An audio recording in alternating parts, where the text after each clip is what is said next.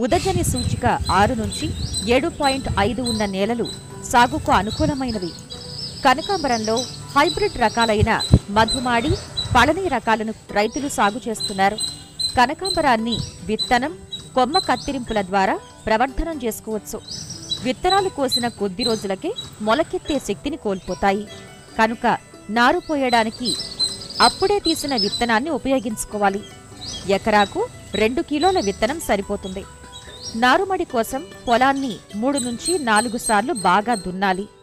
4 మీటర్ల పొడవు, 1 మీటర్ వెడల్పు, 15 సెంటీమీటర్ల ఎత్తుగల నారుమళ్లను తయారు చేసుకోవాలి. విత్తే ముందు కిలో విత్తనానికి 3 గ్రాముల మ్యాంకో జబ్ కలిపి విత్తన శుద్ధి చేసి ఎత్తుమళ్లపై వరుసల్లో విత్తుకోవాలి.